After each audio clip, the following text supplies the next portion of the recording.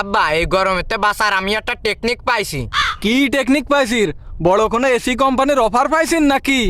না আব্বা, আমি বাদ দিয়েছি সূর্য আমাকে গরম দেয় কেত্তি, কেতি কারণ সূর্য অনেক গরম।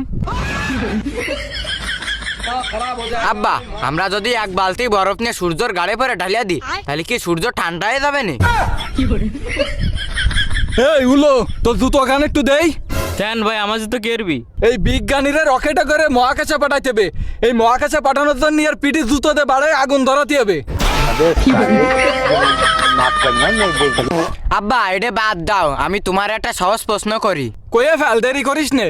আমরা তো ফ্রিজে খাদ্য খাবার তুই ঠান্ডা করার জন্য, হ্যাঁ অবশ্যই। তাহলে সরকারে বড় বড় ফ্রিজ বানায় সূর্য চারিপাশে দিয়ে থুতি পারে না? তাহলে সূর্য সবসময় ফ্রিজের মধ্যে থাকবে আর আমাদের গায়ে ঠান্ডা ঠান্ডা বাতাস আসবে। অত বড় ফ্রিজের কারেন্ট বিল খিটা দেবে নে। আব্বা আমি একটা জিনিস ভাবিয়ে দেখেছি যে গরম লাগে ভিতরের তে না, গরম লাগে বাতাসের তে। তারপর তাহলে আমরা যদি ফ্যান উল্টো করে লাগাই তাহলে গরম বাতাস সব সূর্যের কাছে চলে যাবে না? উলো চলেনতে চলে যায়। কেন ভাই? ওরে এই উল্টো বাতাসের জন্য আমাকে বুদ্ধি উল্টো হয়ে যাবে নে। সেই সময় কালকে তো রোদি দাঁড়ায় এরম ফু দিতে হবে নে। ये भगवान क्या